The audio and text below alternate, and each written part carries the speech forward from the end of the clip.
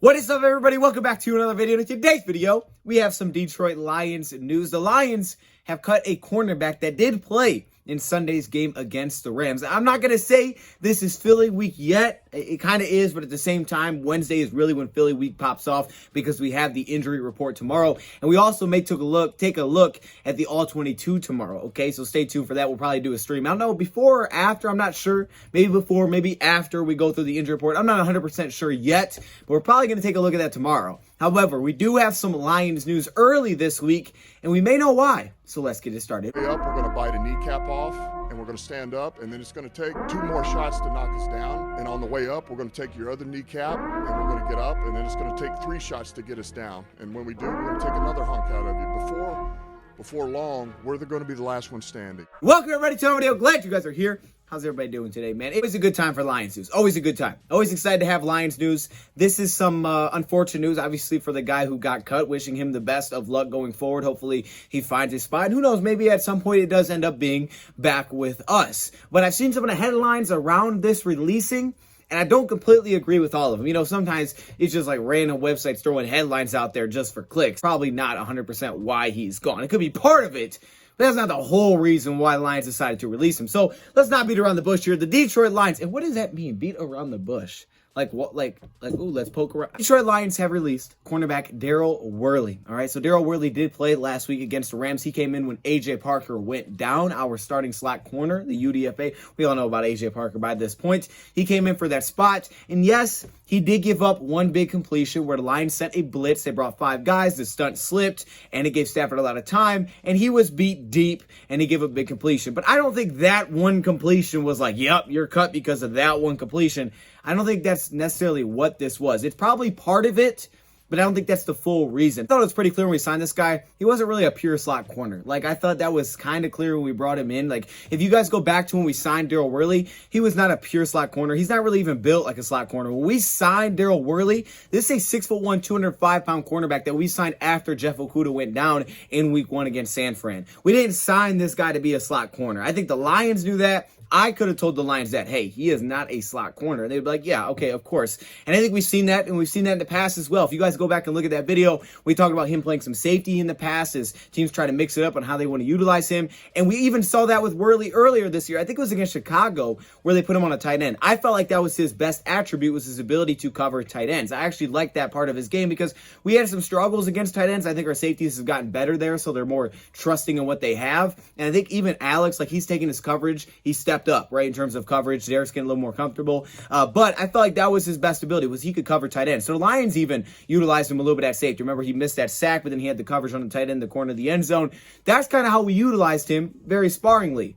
But when A.J. Parker went down, this is who they went to. They went to Daryl Worley, and it's probably just because that's who they had active this week. Worley did have one good coverage play as well, where they threw a little out route, and he was in pretty darn good position. He got a little bit behind. Plus, keep in mind, Cooper Kupp is just ridiculous. Like, every time we matched up with Cooper Kupp in this game, really, no matter who was trying to cover him, we usually had problems. We brought this guy when Jeff Okudah went down, and then, of course, Iffy took the starting job, and then Iffy went down against Green Bay the very next week, and then Bobby Price took over, and he struggled. So then we went to Jerry Jacobs, and now it looks like we have our outside corner, but it looks like the Lions were trying to see, okay, let's have him as a safety option, as an outside corner, because we lost Okudah, and we'll see how far he comes along. And they're like, well, let's try him at safety a little bit. And now this injury has gone down. They have to be looking at the roster saying, all right, we need to find a slot corner. We may already have that option in-house, but we may have to open up a slot to bring him in. I mean, this move could mean about 3 things to me, possibly. I think one of them is most likely, but I think it could mean possibly 3 things. First thing, Taylor Decker could possibly be in a spot where the Lions feel like, okay, we can put this guy on the roster now. Because remember,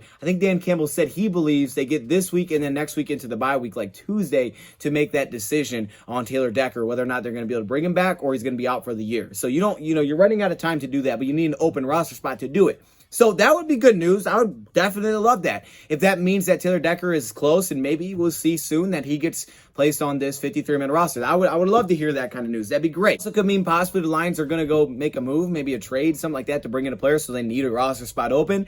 But I think the most likely possibility here is that the Lions are going to add slot cornerback help because, well, they need one, okay? I mean, you could not roll in this week with Daryl Worley. I thought that was pretty cool. Okay, Daryl, yeah, it was cool. He filled in, but he's not a slot corner. We can't go into this week against Philly or against whoever and have that as our slot corner, because that's just not what he's best at. Okay, he's fine as a depth outside guy, but the Lions clearly like Bobby Price enough, to still give him a few snaps here and there. Remember, we signed Mark Gilbert, and he hasn't been active yet, but I think last week was his third week with us. He's another outside cornerback, a rookie from Pittsburgh, all right, at Duke, where he was just incredible early. We talked about signing what Mark Gilbert brings to the team. Also have that addition. So you have your depth again, kind of at outside corner. You added Shakir Brown to the practice squad, who is, to me, a little bit of a tweener. He's really built to play slot, but outside he just has some limitations. We talked about him as well. So I think it's clear that Lions, they just need some slot cornerback help. There's different ways that they can go about this week. One option could be looking at the practice squad and promoting one of those guys to the active roster this week. You don't technically need to make a spot for one of these guys. You could just promote him by the end of the week, protect him, promote him at the end of the week, and let him play in the game. But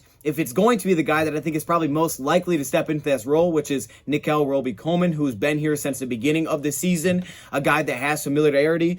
What was that? Was that an accent? I don't know what that was. Not the Phil with the mustache and the Yoshi hat. It's me, Mario. Corn Elder did have an interception. They went with Nickell Robey-Coleman.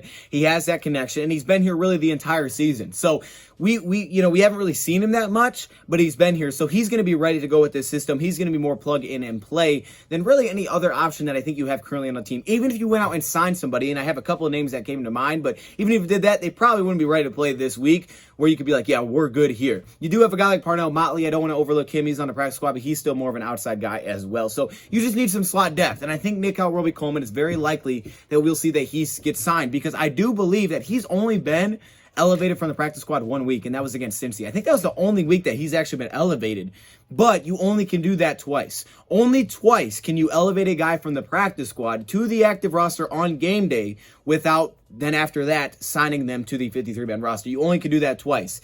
And after hearing Dan Campbell speak about the A.J. Parker injury, the gut feeling is it doesn't look too good, and he could be out for a little while. And now we do have a bye week. And like I said, this is a great time for a bye week after Philly. You go get this win, you head into the bye week, you get healthy, you decide on Taylor Decker, you figure out where AJ's at. There's a lot of injuries that this team is dealing with, and Deshaun Hand, Kevin Strong, you have the trade deadlines coming up, so you're going to have time to, think about that. November 2nd, you could possibly make a move, early in the trade in that bye week. So there's, you got time. So, this to me is a good time for a bye week.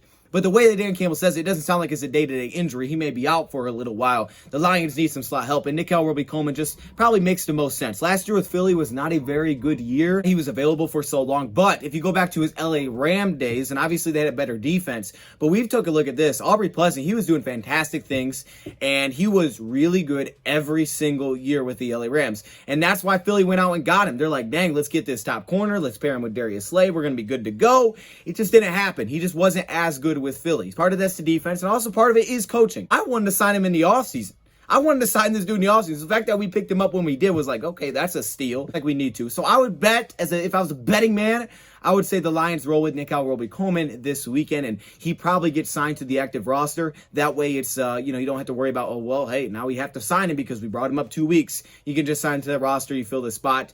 And for Worley, we don't really need it right now. I mean, it's a good option for depth, but the Lions seem to be okay with where they're at. And Mark Gilbert, since he's been here for now 3 going into 4 weeks, he may be getting more comfortable with the scheme. I don't know if Brown's ready or not yet. I mean, he's been here for like 2 weeks, so I don't know if Shakir Brown will be ready to step in. And to me, Shakir Brown's not a natural slot. I mean, he could play both, but I do like him more on the outside. Just depends on matchups for him. But there's versatility there. If unless it's been 2 weeks, I believe it's only been 1. The Lions could just promote Nickell Robey-Coleman at the end of the week to the active roster and just have him play this weekend instead of signing him to the roster. They could just do that and then look for another option going forward through the bye week. There are a couple of free agent options out there. Obviously, trade. I'm not really thinking they're going to do something like that. Brian Poole is the biggest name that comes to mind because he was a really solid corner with the Jets for years. And, his contract ended and they kind of let him walk because he wanted to get paid too much money. So he walked.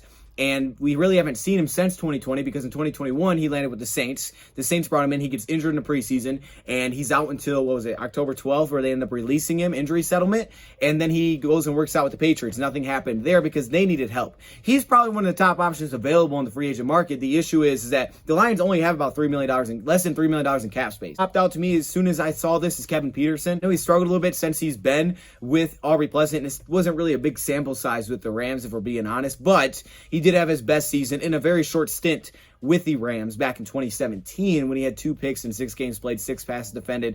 It wasn't a lot of snaps, And since then, he really hasn't played a lot. So, I don't think that's the top option for the Lions. Maybe they could add him to the practice squad. If you take Robey-Coleman off, you could add him to the practice squad and be like, hey, we got another guy. But they have Brown there too. So, and Cornelder, he's also got signed to the Washington football team. There were a couple guys, but I think that's most likely what's going to happen here. Again, wishing Daryl Worley the best of luck, man, because I do think there's valuable traits within his game. Credit him for stepping in and doing what he could at the slot spot. He's just not built that way. He's just not a slot corner. That's just not how he's built. And I don't know. I mean, if you look at what the Lions' options were in that game, they had Bobby Price, who can't play slot. They had Jerry Jacobs. Jacobs possibly could have played slot, but they didn't want to move him inside, which I get it, right? I didn't know who they were going to go to when AJ Parker went down. We were talking about it last time. I was like, I don't know who comes in.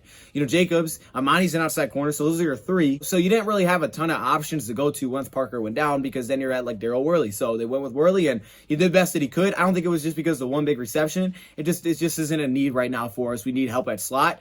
But who knows? Maybe Decker's healthy, and this is good news. Maybe they signed Decker. If they did that, I would be through the roof, super happy. Well, we'll see. We'll probably find out more about that this week. And if he does come back to a spot where he can play, they'll just probably release somebody else. They'll figure out how to make a spot. If he can play, they'll find a spot for him. So I'm not worried about that. And also, trade possibly? I don't know. We'll see. We may talk about that a little bit more tomorrow. We also talked about it on Last Second Dose last night. So make sure to check it out on Rats channel. Let me know your thoughts in the comments below. Thank you, Pride, for watching, and I'm out.